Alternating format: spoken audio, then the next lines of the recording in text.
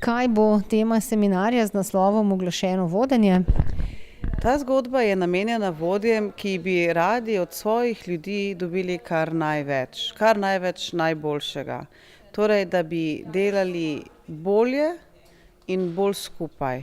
In da bi znali delati tudi za tistimi, ki so nekoliko mlajšega rodu, lahko jim rečemo tudi Y-čki, za katere se radi pritožujemo, da jim je vseeno in da so pasivni. No, tokrat bomo ugotovili, da morda pa le ni tako.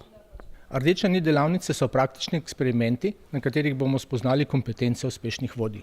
Pri nekaterih od njih boste sodelovali, nekatere le opazovali, a prav po vsakem bomo izvedli razpravo, povezano z novimi spoznanji in postopoma zgradili mozaik značilnosti uspešnega vodje. Torej se vidimo na delavnici. Moje osebno poslanstvo je, da dajem impulze za spremembe in notiram nove poti z iskanjem pravičnosti za vse. Kakšno je pa vaše osebno poslanstvo? Kaj vas navdihuje? Kaj je tisto, kar vi sanjate? Kaj je tisto, kar bi vi želeli spremeniti? Kako se želite oglasiti s svojimi sodelavci? O tem se bomo pogovarjali in ne samo pogovarjali. Skreirali boste svoje osebno poslanstvo. Kaj se skriva za naslovom Uglaševanje generacije Y?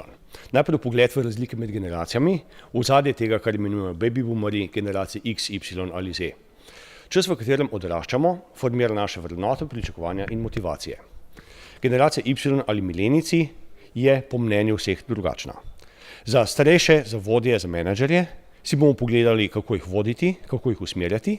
Za mlajše, za same Y-ce pa bomo ponudili širši pogled, kako deluje stičišče generacij in kako reagirati na izzive vodenja v poslovnem okolju.